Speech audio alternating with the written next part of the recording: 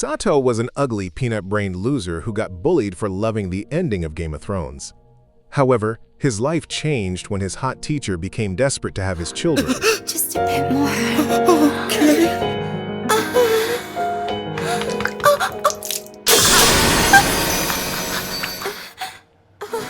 Sorry, but I can't take it much longer. Just hurry up. Ah! Idiot, that's not where it goes. The one further up. Just hurry up. Stick it in me. One day, while eating lunch with his friend Ren, Satou's simp brain goes into overdrive as he starts imagining the clouds as giant melons he wants to shove his face into. This catches Ren's attention, but Satou spits out a nasty lie, claiming he was just thinking about how his face looks like Reptile from Mortal Kombat. Feeling a vibe from his cloud fantasy, Satou excuses himself to rub one out in the bathroom, only to bump into a shoddy on his way who tells him to use the eyes his mother gave him. In the bathroom, Satou nearly joins the Egyptians in the afterlife upon witnessing his teacher, Kana, in the men's restroom. The pathetic loser tries to leave immediately, but the door won't open. Confused, he asks her why the hell a woman is in the men's bathroom. She explains that the women's restroom is being cleaned, so she decided to use this one instead. Unlike your typical annoying anime chick, Kana takes full responsibility for the situation. Satou starts screaming for help, remembering how Kana made even delinquent students roll over like poisoned dogs. Just then, the loser football team walks in, giving Satou a sliver of hope.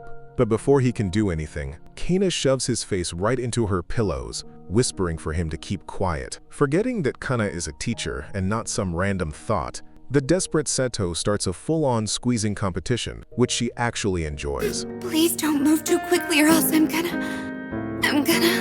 Sorry, but please, just go really slowly. After happily accepting Satou's free massage package, she tells him to stop, but the fool is too far gone. His brain is completely fried. Instead of being satisfied, the degenerate decides to rub one out right in front of her. Just a bit more. Okay.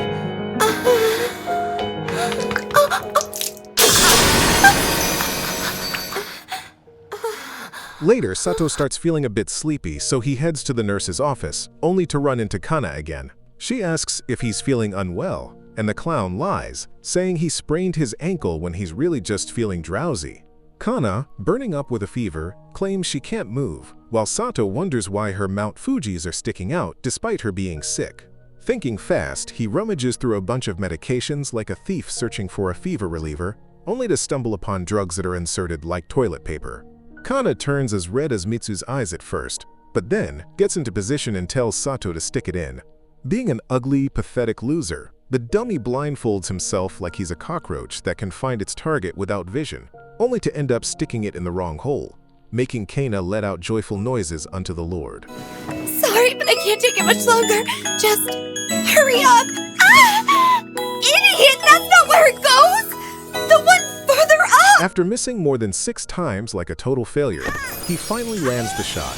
Suddenly, a shoddy walks in, and Kana quickly hides Satou under the sheets. She tells the intruder that all the noise was just her trying to grab her phone and falling off the bed. Once the coast is clear, Kana thanks Satou for his help, but the idiot's sleepiness turns into a full-blown fever, which she apparently rubbed off on him. Now that she's feeling better, she leaves the loser alone, giving him time to sulk over all the girls on Roblox who ghosted him. Later, she pays him a visit, not to pamper him like a cute poodle, but to put him through the exact same crap he put her through. As it rains like crazy the next morning, Satou seeks shelter in a laundromat, only to encounter Kana again. Seeing that she's drenched, he suggests drying her clothes in the dryer. She refuses, saying only her OnlyFans viewers are privileged to see her featherless. He hands her his shirt to make things less awkward. Hey, that's pretty good. The monstrous sound of the thunder makes Satou want to crawl back into his hole, but to his surprise, it makes Kana want to crawl back into her mother's womb. Wrapping their arms together, Kana begs Satou to save her from the thunder demon. To make matters worse, the electricity cuts out, pausing the drying process. The duo locates the fuse box, which is at a height only a Nephilim can reach. Kana uses Satou as a ladder, unaware that his brain is being fried by her soft skin. They lose their balance, accidentally spilling laundry detergent all over themselves. They decide to give it another shot, only for Kana's shirt to burst as her weapons of mass destruction jiggle, causing a massive earthquake. I know. Let's give this another try. This time you'll be on my shoulder. Don't be like that. You are under underestimating my strength! Not the issue! Now's not a good time for me! Satou, I think there's something poking me in the back of my head. That weekend, Satou almost pisses his pants upon encountering Kana at his mother's house. After a shock that would have killed an elderly person, he asks why she's there. She explains she's babysitting and mentions that his mom and her are close friends. She remarks that the baby hates her and recalls a call with her parents where they pressured her to have kids. She claims she isn't fussy yet. She just wants a man who's younger, good at caring for people, and can coexist with children.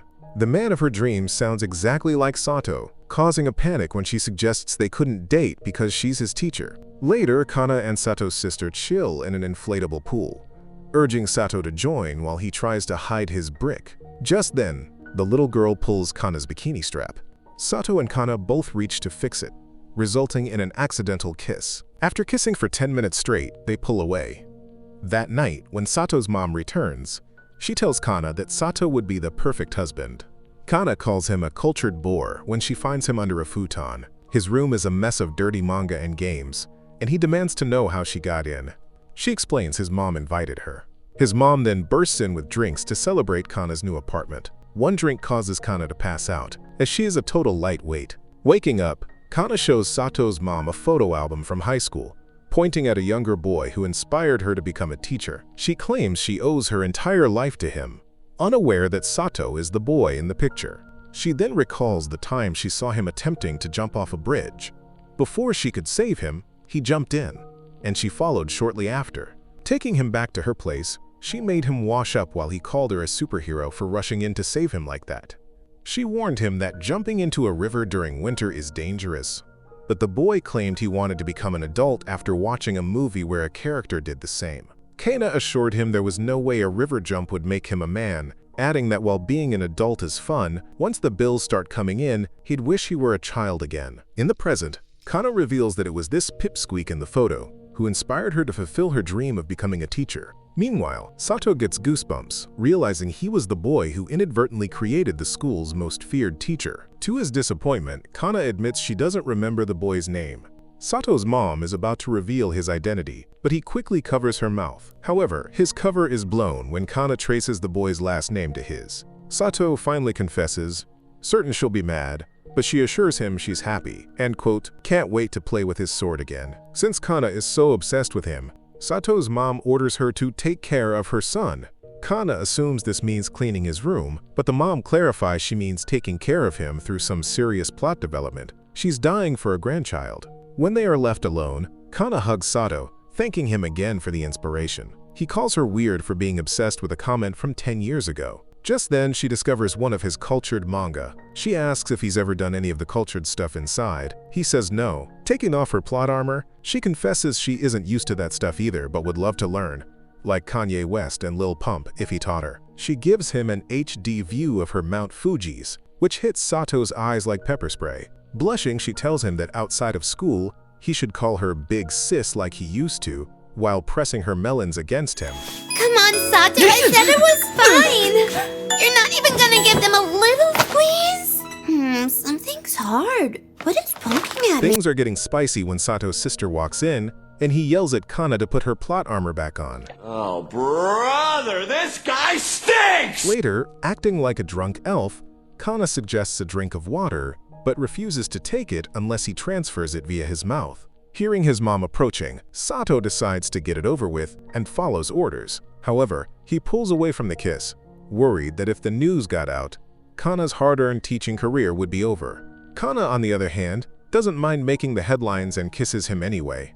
Their fun is interrupted by Satou's mom, who is thrilled to see them making such progress. The next day at school, Satou runs into Kana and apologizes for the night before. He tells her she can crash at his place anytime, calling her Big Sis. Since she only gave him permission to use that name outside of school, she embarrasses him in front of everyone, leaving him shaking in fear. During the summer, Satou and his mom are invited to a wedding in the Caribbean. Naturally, Kana is there too. Satou asks his mom why, and she explains that since his dad couldn't make it, she gave the extra ticket to Kana so it wouldn't go to waste. Hugging him, his mom tells him to enjoy the beach because Kana will soon be part of the family. She adds that it's obvious Kana wants to clap him, making Satou panic until his mom calls him a dumbhead and leaves the two to bond. Kana pulls Satou aside to a secluded part of the beach. Once there, she's excited to jump in, but Satou is dying of anxiety. He snaps out of it when she asks him to apply sunscreen. As he applies it, Kana lets out joyful noises unto the Lord. In the middle of the massage, Kana accidentally utters that she loves him. Embarrassed, she jumps into the ocean, only for Satou to have to rescue her immediately because she can't swim. Back on land, she thanks him for not letting her meet Jason. Claiming something bit her in the water, they spot a warning sign about venomous snakes, and Kana hugs Satou tightly for protection. Accidentally, her melons flip into his hand. A flustered Satou lets go, but she forgives him on the condition that he keeps it a secret. She then claims she can't die until he says he loves her too. Satou, not wanting his future wife to die, offers to suck out the venom. To his shock, the snake bit her right near the promised land. Without hesitation, he flips her over like a pancake and sucks the venom out like a Burger King smoothie. Later, they inform Satou's mom, but she doesn't believe Kana passed out from the pain, especially since the hospital confirmed she wasn't poisoned. Satou's cultured mom smells a lie from Asgard and asks if they got civilized, which Satou denies. After watching the couple get married, Satou blushes and tells Kana they should return to this same spot once he graduates. Some days later, Kana goes on a girls' night with her friend Mayu, telling her about the exciting adventures she had on the trip. Mayu correctly guesses the adventures were with Satou. Just then, Satou calls Kana, inviting her over for some Netflix and chill, which she happily accepts. And that wraps up today's anime summary. I hope you enjoyed it. Let me know what you think in the comments, and as always, please follow for more anime summaries. Take care, everyone.